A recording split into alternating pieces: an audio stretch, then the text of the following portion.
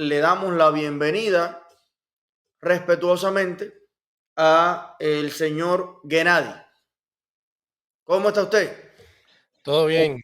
¿Cómo estás tú, Elicen? Un saludo para ti. Gracias por la invitación y bueno, por la conversación cordial aquí que tendremos. Y bueno, quiero dar saludo también a algunos amigos que están ahí a Ale Vega y varios amigos que están ahí en la audiencia que ven tu programa. Yo no anuncié esto, así que me alegro que bueno que estemos aquí juntos. Bueno, tú me dirás y con gusto. Gennady, para que sea un poco a tu manera la presentación, y además porque no estoy al tanto de la última etapa, cómo van los proyectos y las cosas, me gustaría si puedes presentarte un poco. Tengo entendido que siguen con el periódico, un poco para que la gente conozca y tenga la opción también de consultar, digamos, diversas visiones de política, de sociedad, de economía. Pues un poco, si puedes presentarte para que la gente más o menos te conozca Sí. más. Cómo no, bueno, me conocen en las redes por Gena Roth. Yo fui uno casi de los poster boy de cubanos con Biden. Estuve frente a las caravanas de cubanos con Biden. Fui a casi todos los medios aquí hispanos durante la campaña de Biden, por supuesto, a decir que la opción por la que yo votaría era Joe Biden. He sido activista demócrata por bastante tiempo. En esta conversación te diré varios matices, ¿no? De hecho, conversamos antes sobre algunos puntos muy rápidos, pero bueno, y también tengo un canal de YouTube que se llama 23 y Flagler. Ahora un poco está incluyendo otros temas.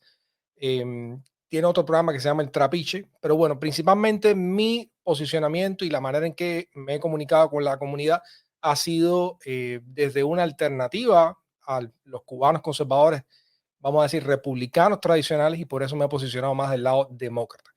Pero bueno, ha pasado más de un año desde la presidencia de Joe Biden. Yo creo que yo tengo críticas también que hacerle a la administración demócrata. Me he movido más hacia una posición un poco más independiente. Y bueno, nada, aquí estoy con gusto. Te diré desde, obviamente, quizás un prejuicio más hacia los demócratas, cómo yo veo las cuestiones y las cosas que yo le llamaría la atención a la audiencia y a los cubanos de ver a partir de ahora. Y por supuesto, igual que tú, me preocupa mucho que en los Estados Unidos vaya a haber algún auge autoritario de cualquier tipo. Lo que está sucediendo en Cuba es injustificable, es terrible. Todas las noches saco ahí, lo denuncio igual que tú. Y por supuesto, eso nos da una enseñanza y un background bastante particular para los que vinimos a este país y no queremos que nos pase de aquel que huimos. Ok, entonces, bueno, presentado mi respetable interlocutor, me gustaría comenzar con una pregunta, y yo sé que a ti te gustan estos temas más filosóficos, vamos a empezar por ahí. Gennady, cada vez hay que hacer, por lo menos acá, en los que estamos del lado conservador y republicano, nos gustaría, y ojo, sin extremos, pero republicano racional, me cuesta trabajo diferenciar, a ver si tú me ayudas, entre la corriente socialista dentro del Partido Demócrata, la izquierda, o sea, ya se disuelve el término y digamos toda la izquierda nos suena en sintonía con un poco pues, el estatismo, el avanzar sobre los derechos individuales, todo lo que vimos ahora con las vacunas, con las mascarillas, unas cuestiones. Y ya casi que se disolvió la diferencia entre ser de izquierda y ser, digamos, socialista o más proclive a ese tipo de populismo de izquierda, ¿no? Entonces, ¿cómo tú diferenciarías, en caso que exista, que me imagino que dirás que sí, cómo se puede ser de izquierda sin ser socialista? Mira, antes que todo, yo creo que es importante identificar algo que es propio de los sistemas presidencialistas como el estadounidense. Los sistemas presidencialistas tienden, como es el todo o nada, o te gana Mm. la presidencia o te va asignada para la casa, tienden a convertirse en bipartidistas.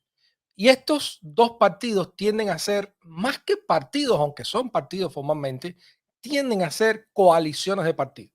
Yo te diría que en el Partido Demócrata hay varias facciones, casi que son partidos distintos, pero coaliciones en esa gran maquinaria que es el Partido Demócrata. En el Partido Republicano pasa similar. Hay varias tendencias dentro del Partido Republicano, a veces son muy distintas entre sí, pero tienden a coalicionarse porque hay objetivos más similares en el Partido Republicano. Entonces, en el Partido Demócrata hay una vertiente, como en el Partido Republicano también, hay una vertiente ideológicamente más extrema, ¿no? Con la cual yo estoy en desacuerdo, la cual yo he criticado también abiertamente. Yo no, me parece que también ese intento de dominio del lenguaje, yo, fíjate, una de las cosas que más hice fue oponerme a la vertiente populista dentro del Partido Republicano que le encarnó Trump en su momento, y podemos conversar de eso porque fue lo que más me hizo tender hacia los demócratas. Pero dentro del Partido Republicano y dentro de esa vertiente populista hay muchos reclamos que son justos, que son legítimos. El problema de la internalización de la economía, que dejó sin trabajo a muchos estadounidenses, el problema de una inmigración que está dejando a las comunidades de cierta manera irreconocible. Y podemos decir, o podemos acusar, como mucha gente de ese extremo izquierdista, "Ah, son racistas, son no sé qué". No, pero es que si tú creces en un edificio donde te acostumbraste a que la gente hable un idioma, donde tienes una cultura compartida, y un día te levantas y ya no está ningún vecino y todos hablan distinto, la ciencia te demuestra que eso genera una ansiedad justa, legítima. Y en gran medida, muchos de esos reclamos, ese movimiento que tendió a ser más populista, yo creo que son legítimos y fueron incorrectamente descalificados por el extremo ideológico que coalicionó con el Partido Demócrata. Entonces, si tú me preguntas a mí un poco cuál es la diferencia entre izquierda y socialismo, yo Ujú. te diría que hay que ver de qué socialismo me estás hablando, porque si hablamos de los socialismos como sistema, como la dictadura que hay en Cuba, como lo que hay en Venezuela, como lo que pasó en la Unión Soviética, pues lógicamente son aberraciones demostradas de lo que es el pensamiento de la izquierda, que no es más que una tendencia a priorizar la justicia social por encima de la libertad. Y los pensamientos que tienden más a derecha priorizan la libertad individual por encima de lo que puede ser o que es reconocido como la justicia social. Es un campo y un espectro ideológico muy amplio donde hay muchos matices. Yo Pero ahí creo. está, ahí está, por ejemplo, un tema del lenguaje que estaban mencionando. Fíjate, ellos priorizan la justicia social, pero en realidad le seguimos llamando, ya con la historia demostrada, justicia social. Casi que podríamos decir, esos sistemas priorizan la injusticia social, porque al final de una sociedad más justa nadie se va porque es menos justa. Entonces, ese predominio del lenguaje es clave, porque a pesar de todo lo que la vida ha demostrado, se le sigue llamando progresismo, tal. Entonces, sería bueno Bueno, llegar a alguna definición clara, incluso hasta inventar otro nombre, no sé, en el tema de tú decir, yo no soy de derecha, yo no soy republicano. Mucha gente me dice, soy demócrata, pero no soy comunista, no soy socialista. Y un poco por ahí va muy sana la pregunta, pero ¿cómo los defino? ¿Cómo lo...? ok, déjame Ah, profundizar más en ese tema entonces. ah, Mira, socialismo técnicamente es simplemente lo que se opone a individualismo. Y ha habido una corriente en la historia de la humanidad que ha dicho que es más importante priorizar el bienestar de la colectividad que el bienestar de un individuo. Hay otra corriente que ha tendido más a la derecha que dice, oye, si no atendemos el bienestar del individuo, también estamos desatendiendo el problema social. Ahora, hay una cuestión en el tema de la justicia social que yo creo que es importante señalar. Muchas de estas dictaduras, como lo que pasa en Cuba, han asumido un discurso o una retórica de justicia social, pero lo que han entregado es dudosamente justo, muy dudosamente justo. Yo creo que podemos estar de acuerdo que hay gente que no predica lo que dice. Entonces, en gran medida, tú no puedes decir que eso que ellos están haciendo rinde total tributo a las palabras o a las ideas que tienen. Aunque sabemos que todos estos oportunismos o todos estos oportunismos políticos, desgraciadamente han usado una retórica romántica que en gran medida está asociada a este espacio de la izquierda. Ahora, hay una cosa que yo sí quiero rescatar, sí quiero rescatar del tema de la izquierda, y es lo siguiente. Ciertamente los derechos individuales, algo que yo respaldo 100%, son importantes para poner control al Estado, como lo que tú estabas explicando antes del dinero, que lo vi, no sabía la noticia. Te agradezco que me lo has hecho conocer, pero eso es importante. Pero también hay que identificar un problema que yo creo que la izquierda tiene razón en eso, no los extremos de la izquierda, pero gente que tiende más a la izquierda. Y es que un país, cuando se fija demasiado en los derechos individuales y pierde de vista ciertas condiciones de mínima equiparación Y esto no es igualitarismo, es que la gente tenga igualdad de oportunidades. En otras palabras, cuando hay gente que tiene todo el dinero y hay gente que está embarcada, eso tiende a que las sociedades sean más inestables. Y de cierta manera, sin tener que ir al yo Estado te reparto el papel higiénico o yo Estado te reparto el agua o las aberraciones que hemos visto en un sistema como el cubano, sin tener que ir ahí, lo cierto es que tú tienes que decir, hey, aguanta un poco, hay que cuidar la distribución de Vamos a oportunidades en la hacer sociedad. un ejemplo práctico, por ejemplo. Hay gente que está embarcado y hay gente que tiene mucho dinero. Vamos a poner un ejemplo. Por ejemplo, ahora mismo yo tengo un hermano que ayer fue y lo apostó todo en las carreras de caballo, incluyendo la casa de su familia y sus hijos, y la perdió. Al otro día por la mañana está o no está embarcado. Está embarcado. Ahora el hermano de Roberto fue a pinchar todos los días, lo subieron a gerente, de gerente se abrió su propio negocito, tiene una pizzería, qué sé yo, y tiene 3 millones de dólares en el banco. La visión sería, entre los dos que están embarcados, tú dices, yo le puedo pedir ayuda al Estado para decir, dame algo de lo que tiene Juan, porque yo lo perdí todo, yo no tengo nada, y pareciera, en el discurso a veces de la izquierda, lo que yo veo es que va al fin final o a las causas, hay gente embarcada y hay gente próspera, pero ignorando el camino, ¿no? Como si no hubiera responsabilidad en estar embarcado o responsabilidad en estar próspero. ¿Cierto? Y lo más justo, por ejemplo, si alguien hace las cosas mal, yo lo que veo injusto es que le vaya bien. Ya, yo veo justo que si tú te tiras por el barranco, te destimbales, porque sería raro que vueles. Entonces, si tú vas por el camino correcto, yo veo justo que vayas a una prosperidad. No tengo por qué llegar al final sin saber la historia y decir, ok, pobres personas que están debajo de un puente en el downtown, no importa que sean unos drogadictos, que esto, lo otro, no importa que tú lo lleves todos los días y de ahí se vayan y no quiere que sea, lo importante es que ellos están así, porque hay otros que viven en Brickell, ingenieros ellos, Gennady él, muy lector, y entonces ellos que son la élite, No vivo en por Brickell. eso es que están así, no un ejemplo, te digo, vaya, nuestros amigos, los otros.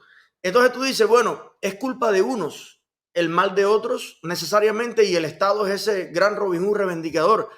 O el Estado también al final viene a decir, les quito una pila de millones a esto, le doy un poquito más de droga a aquello, y en el medio me cojo una comisión. Y de paso tengo una burocracia que no va a vivir como aquellos, sino como estos, que eran los malos. Entonces, ese Estado como gran justicializador también no se pervierte un poco. Yo estoy de acuerdo en que eso, como tú lo describes, es una perversión. Yo creo que nadie puede estar de acuerdo con que no haya justicia y proporcionalidad. Si tú trabajas, tú obtienes buenos resultados. Y si tú lo que estás es descarriando y vagueando, pues nada, la sociedad no tiene por qué hacerse cargo de ti. Fíjate, hasta cierto límite, porque tampoco queremos que la gente se esté muriendo en las calles. O sea, yo creo que los servicios sociales son importantes para atender a personas que pueden estar pasando en un mala etapa de su vida. Pero eso es una caricaturización un poco de lo que sucede con esto que yo digo. ¿Por qué? Porque al final cuando yo hablo que la sociedad puede ser inestable, eso va a depender de que muchas personas, Eliezer, muchas personas estén de acuerdo que las oportunidades están más distribuidas. Y yo confío que muchas personas pueden tener un juicio como estamos teniendo aquí, sensato, y decir, oye, el que se lo jugó todo a la carrera de caballo perdió y tiene que pagar. Lo que pasa es que hay muchas, a veces hay sociedades donde acceder a capitales o ascender socialmente es muy complejo, es muy difícil. A veces hay sociedades donde hay grupos de personas que tienen una tradición de tanta pobreza que en su familia muchas veces no encontraron siquiera una educación sentimental elemental, quizás como la oportunidad que pudiste tener tú, yo o muchas personas de la audiencia. Entonces, lo que tiene que analizar la sociedad es que al menos en su mayoría entiendan que las reglas por las que se están jugando son justas y que hay oportunidades similares para todas las personas. Cuando la gente empieza a desconfiar de la sociedad y a decir, estas reglas no son justas, están hechas para aplastarme, están hechas para que yo nunca pueda ascender, están hechas para que una élite política sea la única que se beneficie, ahí la sociedad se hace entonces inestable Bueno, y está bien que sea inestable. por eso es que estoy en contra del comunismo, porque veo que es exactamente esa descripción. Hay una bota encima de mí que no me deja ascender. Hice la fabriquita de Valleta y me la quitaron. Hice qué sé yo. Claro, claro, Y, los comunismos fueron eso. y Los veo muy comunismos reales han injusto. sido eso. O sea, hay algo, por ejemplo, del hipercriticismo que yo veo contra la sociedad norteamericana, por ejemplo. Yo dudo que haya muchas sociedades en el mundo donde lleguen tantos millones de personas sin haberse educado en los Estados Unidos, sin el idioma, que cruzan el río Bravo hasta con las piernas partidas, hasta sin documento, y que en 3 o 4 años usted los vea montados en un carro, aspirando un techo, con un trabajito. Fíjate que no te hablo de hacerse millonario, pero el tramo que se recorre en este país del cero a la dignidad, a comer todos los días, a criar a tus hijos, es realmente enorme. Entonces, de alguna manera, hay una redistribución, porque si tú vas allí al Silicon Family y estás viendo a la gente dormir desde las 4 de días antes haciendo cola allí, bueno, ¿y qué dinero es el que le están repartiendo a la gente? Bueno, el que nos quita, yo di, no te voy a decir el número, pero soy un aportador neto a la sociedad y a mí no me dan nada. Se lo dan al que llega para que coma, para que tenga un Medicaid, para que se saque la muela que le falta, que no se la pudo sacar en el socialismo. Entonces, algo de eso hay, pero para no seguir profundizando, porque es tan apasionante el tema que nos vamos de lo de Biden, estamos ahí. Ahora, vamos a Biden. Vamos a lo concreto. Un año de administración demócrata, tomando las decisiones estratégicas a nivel federal en seguridad, relaciones internacionales, economía interna, regulaciones de todo tipo. Tenemos la inflación récord desde los años 1980 y pico, los alimentos, los combustibles, la canasta básica. O sea, estamos viendo desde mi punto de vista a las personas que prometieron más ayuda a los de abajo, y a lo mejor es que sí lo quieren hacer, pero su visión está equivocada, como se les viene diciendo. Si colapsan, alguien decía, no puedes comer leche y carne de la misma vaca. Si ahogas a la vaca no da leche. Y si castigas el éxito tampoco, drena hacia abajo. Entonces, hoy en día, un año después, el consumidor de medio y bajo en Estados Unidos está mucho peor de lo que estaba hace un año atrás. El salario le alcanza menos, todo está peor. Yo lo veo, te digo sinceramente, Gennady, todo mal. La pregunta que te hago, ¿tú también lo ves todo mal o tú ves algo mejor de lo que yo lo veo? Yo veo las cosas, voy a ser honesto, lo veo las cosas bastante mal. Lo que no responsabilizo completamente a Biden, aunque sí responsabilizo a Biden por varias cosas y te voy a decir ahora, ¿no? Si me das un par de minutos, Dale. te voy a dar mi criterio. Mira, estamos en una situación en los Estados Unidos muy compleja. Hay una polarización muy grande y eso no se puede sacar de la mesa. Yo creo que la administración y Biden fueron demasiado optimistas en presentar una agenda demasiado ambiciosa, estemos de acuerdo con ella ideológicamente o no. Se presentaron una agenda ambiciosa y a la hora de la realidad han encontrado que en el ambiente político en que estamos viviendo es muy difícil para cualquiera. Fue difícil para Trump, está siendo difícil para Biden y yo me lamento que probablemente sea difícil para el que venga, sea Biden si se postula, si sale, sea Trump, sea DeSantis, sea el que sea. Va a ser difícil. No va a ser Biden, Bueno, cualquier cosa puede pasar. La gente decía que no iba a ser Trump. Fíjate, estoy dando el horizonte total. Pero hay una cosa que es importante entender, en mi opinión, para entender la situación en la que estamos. Ha habido una crisis de las ideologías en general. La crisis de la ideología comunista fue la más estrepitosa. Fracasó la Unión Soviética, las izquierdas han tenido que reacomodarse de alguna manera y solamente nos queda en esta franquicia soviética, tristemente, nuestro país de origen, Cuba y Norcorea. ¿Qué par? ¿Qué club? Esos son los dos que nos quedan. Pero esa ideología fracasó completamente. La ideología que de alguna manera le hacía competencia es el liberalismo capitalista, ¿no? Del que hoy nos beneficiamos en gran medida, pero que hoy estamos cuestionando también a nivel político las cosas que nos suceden. Y en mi criterio, es el criterio de varias personas, de cierta forma también fracasó. ¿Por qué? Porque en lugar de darnos una sociedad donde esa inflación en la que estamos peleando ahora, donde la polarización política está siendo un problema, eh, en vez de dar una sociedad con muchas más oportunidades quizás que la que tenía el estadounidense en los 60 o en los 50, nos ha dado una sociedad donde las corporaciones han externalizado los trabajos, las comunidades se empiezan a desintegrar y la gente está viendo este periodo de aceleración, quizás no es capaz de procesarlo al ritmo que ellos pueden. Y esto genera, por supuesto, respuestas a nivel político. Gran parte de la base de Donald Trump eran gente que habían sido dejada atrás, incluso gente que en un momento fueron por el semipopulismo de Obama, después siguieron el populismo de Trump, y voy a explicar esto ahora. Y son gente que no estaban en grande, vamos a decir, en buenas condiciones económicas, era gente que estaban en pueblos en condiciones terribles dentro de este país. Y se alinearon con Trump por una especie de discurso más populista. Y esta es mi segunda preocupación y la razón principal por la que yo voté a Biden y apoyé a Biden en la campaña electoral pasada. Donald Trump, independientemente de los reclamos que había en esa base, que repito, son legítimos y los expliqué un poco más adelante, anteriormente, Donald Trump trajo a este país un discurso populista de una magnitud que no se había visto antes. Ese es mi criterio. ¿Por qué digo populista? ¿En qué consiste un discurso populista? Bien, el discurso populista consiste en lo siguiente. Los populistas se dan cuenta, es como que tú vives en una casa y la gente no se está llevando bien. Hay problemas en el matrimonio, hay problemas con los vecinos, pero hay reglas. La gente vive en paz, pero esa regla. Y de pronto llega alguien y dice, oye, tú te sientes mal con lo que estás viviendo, ¿verdad? Yo te voy a resolver este problema, pero para resolverte este problema voy a dinamitar esas reglas que estaban antes. Eso es lo que hace un populista de libro de texto. Pero eso no fue lo que le dijeron a los negros. Espérate, déjame terminar la idea. Ah, Bueno, no sé qué te refieres a los negros, pero déjame terminar la idea. unas Entonces, personas que están viviendo mal, supuestamente, y llegan los demócratas y le dicen, ok, yo voy a hacer que tú estés mejor, pero para eso vamos a dinamitar por todo, ayúdame, dinamitar, que vamos a acabar con todo. Entonces, es como de las dos ¿a partes. quién le dijo? ¿Quién dijo? Vamos, a ver, déjame ir en orden porque si no, Dale, me dale. meto en otro tema. ¿Qué pasa con como yo lo vi? Ojo, yo no tengo la verdad, yo no soy de juicio de Dios. Esto es como yo lo vi, ¿por qué reaccioné de esa manera? Lo que yo veo en ese instante, aquella frase de Trump, only I can fix it, su agresión a los medios de prensa. Y esto es importante saber, en la actualidad, muchos vemos las políticas esta comunistas, socialistas, autoritarias, que van y te cierran los medios de prensa.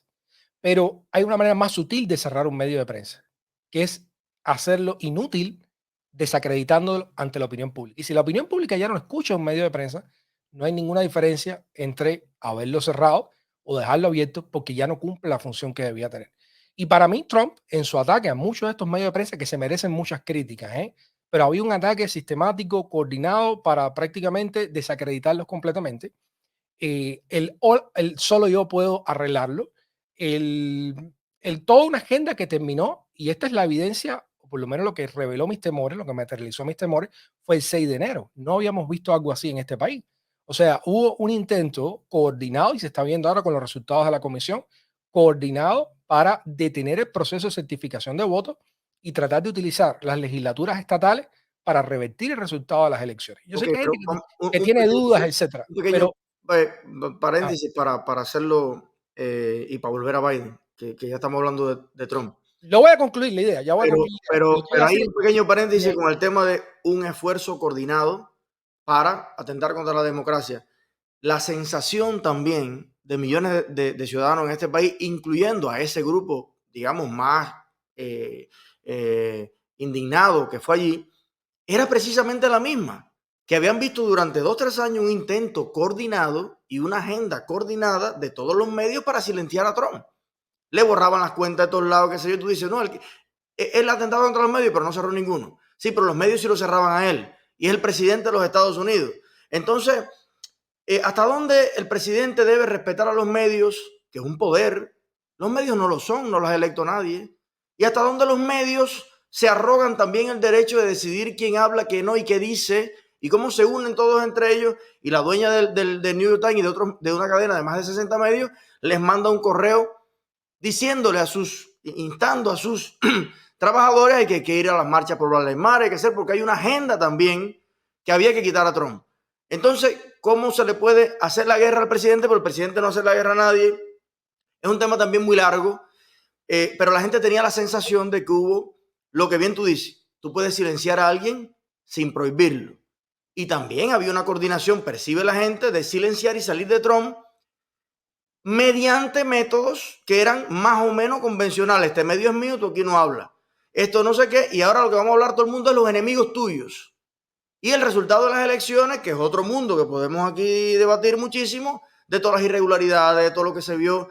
Entonces, había la sensación, yo creo, en muchos ciudadanos que no era destruir la democracia, sino que ellos percibían que hay una agenda que quería anular la voluntad de la gente y ellos no querían permitirlo y querían preservar la libertad.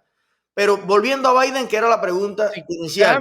déjame terminar la idea. Todo Sí. eso que tú has dicho es importante. Mm. Yo creo que esta conversación, si se sentaran a tenerla a los dos lados, viviríamos en un país mejor, en vez de estarse echando uno al otro. Estoy de acuerdo. Sino decir, yo me preocupa esto, ¿cómo lo resolvemos? Me preocupa esto de tu lado, me preocupa esto de aquello. Yo creo que eso sería fundamental. Ahora, mira, independientemente, para dejarlo aquí, de si un lado o otro tenía razón, desde mi punto de vista, había un movimiento populista al cual yo le cogí temor, honestamente. Este 6 de enero, independientemente de que podamos identificar o no la manera en que la gente lo veía, era una acción directa de intervenir el Capitolio de los Estados Unidos. Y todas esas cosas jugaron un papel por el cual yo dije, bueno, mira, yo no estoy de acuerdo con esta agenda globalista, por llamarlo de alguna manera. Me parece que hay que prestar más atención a las cuestiones nacionales, pero ante esta disyuntiva, ante en gran medida esa especie de reacción ante lo que había sido la democracia como procedimiento, porque esto es lo que nos salva, ver la democracia como un proceso. Porque si discutimos si tu ideología es mejor que la mía, se acaba esto, nos embarcamos.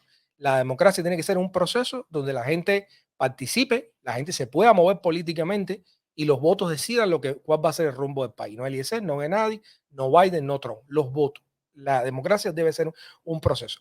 Por eso yo principalmente voté por Biden. Y yo dije, mira, si Biden regresó a esta visión procesal del sistema, a esta visión de yo no tengo que estar preocupado de que alguien va a entrar a golpes o va a tomar el Capitolio, a mí me parece que eso es algo positivo.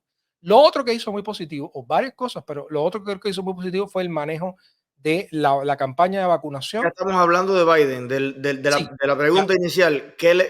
¿Cómo balanceas este ya, año? Ajá. ya pasé a Biden. Yo Ok. creo que ha sido positivo el tema del manejo de la pandemia. Me parece que estamos en un muchísimo mejor lugar de lo que estábamos antes. Creo que hay más conciencia de los medios de prevención y también la vacunación ha ido mejorando. Creo que el Estado financió, subsidió muchos de estos tratamientos, los test, la vacunación. Yo creo que eso ha sido muy bueno y activamente ha educado a la gente en cómo protegerse y en cómo los Estados Unidos puede ir avanzando por encima del tema de la pandemia. También se han aprobado varias medidas, entre ellas algunas de infraestructura. Yo creo que eso ha sido muy positivo. El tema de la inflación, que yo sé que es el que más toca. Mira, si tú me preguntas a mí, él tiene la mitad de la responsabilidad. ¿Por qué voy a decir la mitad? Porque honestamente recibió el país después de una pandemia global. La inflación, me imagino que lo has explicado aquí, pero es un proceso simple. Es un proceso que si hay menos productos, el dinero pierde valor porque la gente está dispuesta a pagar más por un producto que escasea. Y cuando escasean los productos es porque hay productividad baja. Si no se produce, no hay producto. Y este es el ABC de lo que pasa en Cuba. No hay productividad ninguna, no hay producto, pues nada, el dinero no vale nada. Entonces, eso ha sido un fenómeno a escala global, precisamente por las interrupciones que la pandemia generó.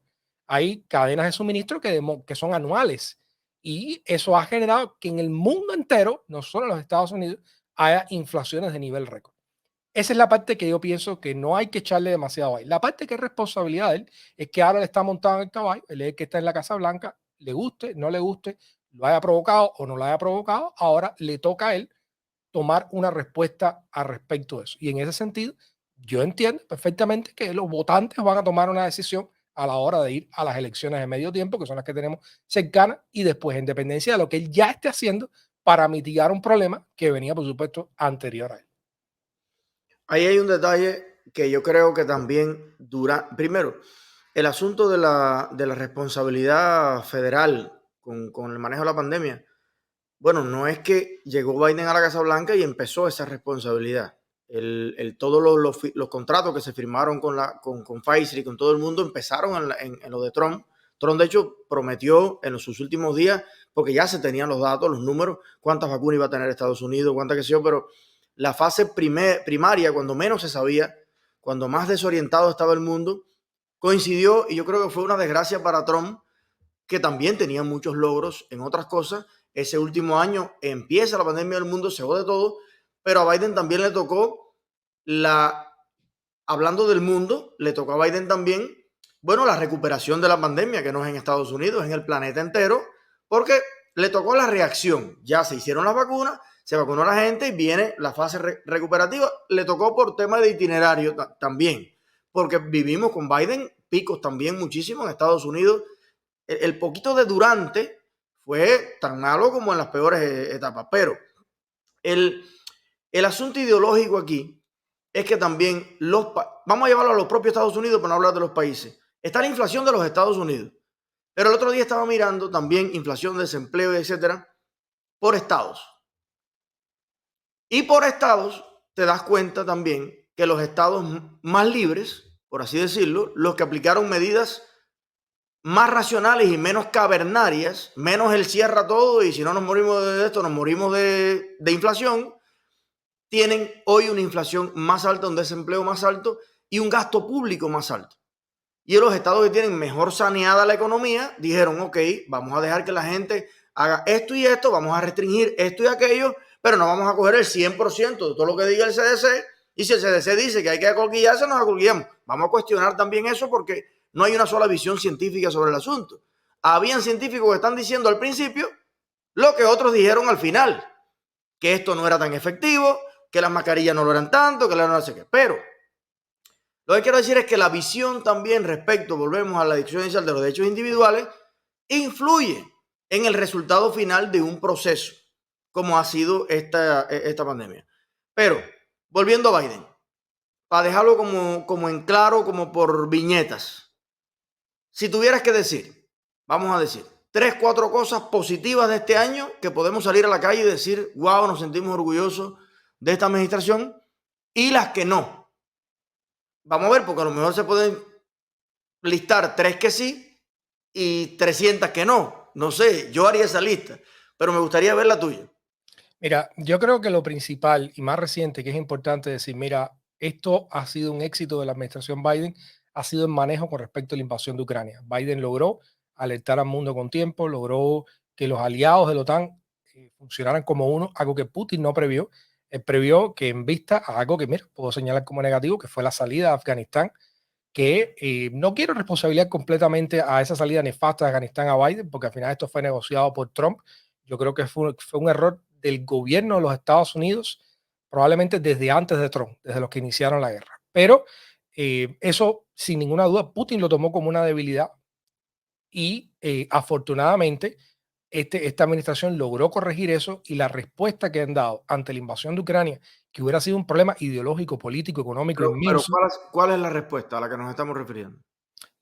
Bueno, mira, en este momento la respuesta que pudo haber tenido Putin es unos aliados divididos, una respuesta donde las sanciones hubieran sido epidérmicas, una respuesta como sucedió a la avanzada de Hitler en Polonia en el siglo pasado, donde la gente decía, bueno, pero eso está mal, pero no me voy a meter. En su lugar, ha tenido una respuesta coordinada de los aliados, ha tenido sanciones bastante severas, todavía vienen más por seguir y esta semana incluso los aliados estaban diciendo que iban a seguir actuando como uno en función de si Putin continuaba escalando, incluso que ha amenazado con un conflicto nuclear, etcétera. Entonces, yo creo que eso ha sido algo Pero en la positivo. práctica lo que está diciendo Zelensky es que hay mucho bla, bla, bla, pero ahora mismo está la peor ofensiva de que va hacia el este, que es lo que faltaba. El general a cargo de la defensa del Donbass ha dicho que le No quedan pudieron horas. tomar Kiev, no pudieron tomar Kiev, No, tuvieron que no, retirarse, no es que no pudieron tomar Kiev, no era un objetivo inicial. Entonces, pero lo rodearon un hicieron. poquito. No, no, ahora van. Calma, lo tomarán el martes. Ya las fuerzas ucranianas están, bueno, hoy estuve leyendo por la mañana que Zelensky todos los días le tira a Occidente en ese sentido porque dice, ustedes creen que este asunto es con Ucrania y no es con Ucrania. Y la OTAN ha dicho por activa y por pasiva, nosotros no vamos a intervenir. Puede llegar la bala hasta ahí, hasta la esquinita, si no pasa para acá, para Polonia. Zelensky está haciendo lo que tiene que hacer, tiene que pedir más ayuda para su pueblo. Yo creo que si hemos llegado a más de un mes de confrontación en lo que se pensaba que iba a ser algo de 3 días, es precisamente porque los aliados han intervenido y porque los ucranianos han resistido heroicamente. Yo, vaya, honestamente, a veces me avergüenza ser cubano ante la valentía que han tenido los ucranianos, ¿no? Y desde ese punto de vista, yo creo que ha sido también en base al apoyo que ha tenido en armamentos y en todo de los aliados. Ahora mismo 800.000 millones de dólares van a ser, 800 millones de dólares, disculpa, van a ser dirigidos hacia armamento en Ucrania. Pero bueno, es un tema complicado. Yo te voy a hacerlo. Ojalá Sí, no lleguen tarde. te voy a hacer, no, Pero, ojalá que no, pero la cantidad de tanques rusos, la cantidad de bajas rusas que hay pero ha ¿no sido te parece sospechable también para que mí. pero Rusia tiene millones de hombres sobre las armas? De hecho, pero bueno, el tema es, Bueno, no, no, lo que yo te diría, la reacción ante Ucrania, el manejo, lo cuentas como algo positivo. yo lo cuento como algo positivo, el manejo a la pandemia, creo que ha sido positivo, las regulaciones que han logrado pasar y que están trabajando en algunos estados sobre infraestructura, creo que ha sido positivo. Lo negativo, bueno, yo creo que la promesa de Biden de unir más al país, una promesa quizá demasiado optimista, no ha sido lograda.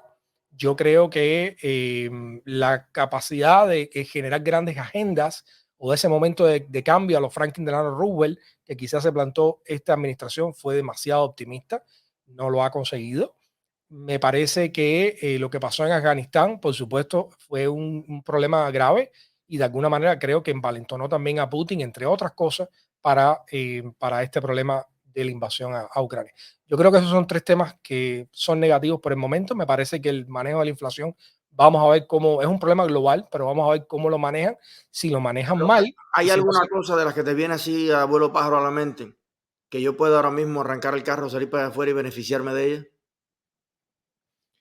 Bueno, yo te voy a decir, si me preguntas a mí, yo sé que ideológicamente tú estás en otra acera, ¿no? Pero si me preguntas a mí, yo me siento mucho más tranquilo en la estabilidad de esta administración de lo que yo me sentía durante la administración Trump. Para mí eso es algo muy positivo. Me siento más tranquilo también cuando salgo al exterior. Entiendo que las personas están más educadas en los mecanismos de prevención de la pandemia y me parece que eso es Bueno, positivo también. entonces ya En tenemos una cuanto a la cosa. economía, en Voy a cuanto a la arrancar el economía, carro y ir para tu casa para sentirme así. así, bueno, en cuanto a la economía, repito, estamos en un momento universalmente, globalmente, de dificultades económicas por la pandemia y ahora por la guerra, que también es una irrupción en las cadenas de distribución mundiales. Entonces, realmente pedirle a Biden ahora que genere un milagro económico es un poco ir too much. Pero repito, tenemos todo el derecho del mundo de criticar a los presidentes, a las administraciones.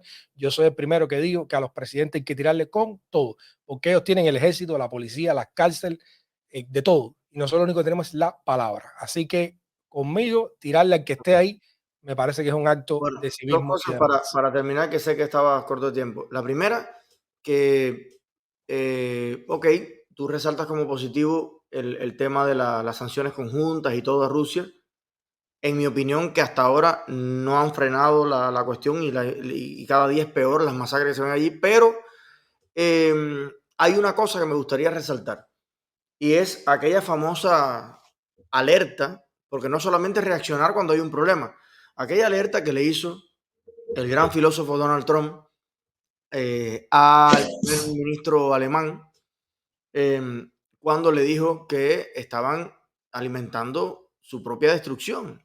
Ustedes le están dando, tienen un compromiso de dar el 1% o 1.5% de su PIB a la defensa de todos nosotros, esos que están coordinando aliadamente, llevan 20 años incumpliendo eso, y a cambio de eso le están comprando 30 veces más millones de euros en gas, así es totalmente dependiente de quien nos pretendemos proteger con la OTAN. Eso está financiando sistemas de misiles de última generación, todo tipo de desarrollo armamentístico que un día lo vamos a lamentar. Entonces, la visión estratégica también, no de reacción, sino de visión del mundo ahí, yo creo que el gran filósofo Trump tenía alguna razón en eso. Déjame decirte algo sobre eso antes de irme. Mira, hay un problema Nos con falta eso. la pregunta Es que, final. sí, pero los trapos sucios se limpian en casa. Los Ajá. aliados ante el gran enfrentamiento con las autocracias del mundo, entre ellas Putin, yo creo que no había necesidad de estar sacando los pesos que sacan unos y otros. Yo creo que hay suficiente capital diplomático, económico, financiero y político involucrado para hacer que esos países, si la necesidad es que invirtieran más en los fondos de defensa y en los fondos de la OTAN, pues lo pudieran hacer sin que Trump saliera y a los propios aliados los humillara. Hay mucha gente como yo que piensa que la única razón por la que él haría eso es para buscar un conflicto más adelante con los aliados de la OTAN. Pero eso ya es una especulación mía. Yo no sé si eso pudiera ser o no, pero No, como político. yo hice una gira por Europa en esos días y el tema predilecto de todos los países en Europa era hablar mal de Trump, a todos los niveles, todos los políticos, en todos lados. Estaba deteriorando las alianzas y unas Claro, alianzas que ahora, con la invasión de Putin a Ucrania, se están demostrando ser fundamentales. La razón por la que Putin está en una situación muy delicada en su propio país, por la que se reconoció ya que Rusia iba a entrar en una grave recesión económica, la razón es que los aliados han actuado de conjunto y, como han dicho ellos, como uno. bueno, Y expresiones como la de Trump, en mi opinión, no estaban fortaleciendo esa alianza, sino debilitándola. Aunque tuviera razón, hay muchas maneras de entre bueno, aliados yo ponerse sentía de acuerdo. exactamente lo mismo cada vez que salían diciendo lo que no han dicho más, que Estados Unidos no funcionaba, que el sistema era racista, que todo estaba, o sea, ese discurso que no lo he oído más, parece que ya lo lograron cambiar todo. A mí me daba pena porque yo que trabajo con gente de todos los colores y todos los orígenes en todos lados, y en Virginia y en Florida, me daba la impresión de que esos trapos sucios, decirle al mundo, somos lo peor, somos los racistas, somos todo, decía, pero ¿por qué? Ese no es el país que yo estoy mirando a mi alrededor. Hablemos Entonces, de eso otro día. Yo tengo que bueno, irme hoy, está pero bien, porque hablemos de no eso otro sé, día si quiere, porque el tema es complicado. dale. Entonces, la pregunta clave y que nos trae hoy aquí. Eh, pretende Biden, parece ser, postularse de nuevo en el 2024. Ya hay un par de videitos que quiero ver, aunque a lo mejor no son de los que más gusto te dan, pero en realidad hasta podemos no verlo. Pero te digo, yo lo voy a poner después de todas maneras, pero Invítame mañana y vengo, pero es que tengo que transmitir un programa en sí, 15 minutos y no, pero realmente rápido, tengo que ahora asumir mismo la la pregunta responsabilidad. es, Sí. estamos viendo todos los días que cada vez que sale Biden en público, honestamente, ya sin querer reírme, yo no quiero reírme porque yo vivo aquí. Entonces, de todas maneras, pudiera decir, qué mal presidente es, pero está bien. Pero se nota muy mal.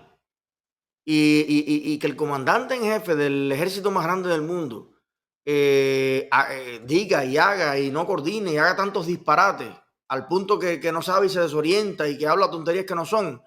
¿Tú crees que Biden está apto, ya no para el 2024, que yo estoy seguro que no, por obvias razones, pero ¿cómo tú ves la salud mental del presidente Biden?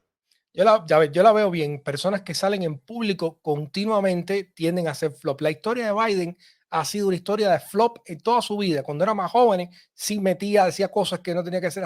Él en particular ha sido un político que en la arena pública tiene un récord bastante significativo de decir cosas o de hacer este tipo que se Pero llaman, la mayoría de veces, eso no es le lo que dicen le perdonaron flops. a Trump. Mira, Trump es otro ejemplo, pero yo tampoco nunca hice demasiado hincapié en Pero eso. con Trump todo el mundo se puso Pero así. Pero imagínate tú, ahora pero como que no. es el juego mediático. Pero yo, si tú me preguntas, mi preferencia es que se postulara a otro demócrata.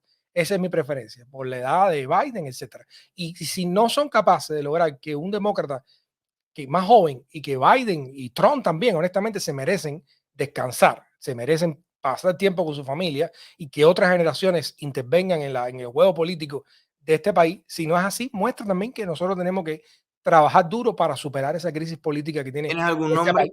¿Barajas algún nombre? No, en este momento no voy a jugar a las primarias, pero sí pienso que sería preferente que otro candidato se presentara y Tenemos que un alivio no de que podemos seguir compitiendo por la edad, imagínate Lazo tú. no va a ser porque no nació aquí. Un alivio. Pero, eh, mira, yo creo que el próximo presidente, y haré todo de todas las maneras que haya que hacerlo, a mí me gustaría que fuera un republicano más joven también y todo. Me encanta Ron DeSantis. ¿Qué te parece Ron DeSantis? Tengo mis críticas, pero ahora mismo yo no quiero meterme en Lo esa dejamos polémica. para la próxima Lo dejamos para la conversación. próxima, lo dejamos para la próxima. Dejémoslo por ahí. Bueno, de verdad, un Oye, gusto pues conversar nada, aquí con ustedes. gracias por asistir a la conversación y creo que ha sido bien interesante. Ahora, bueno, de alguna manera entiendo un poco más cómo se piensa en la casa de al lado, que siempre es importante porque somos sociedad. Y eso es imprescindible en este país, porque si seguimos tan divididos, no avanzamos.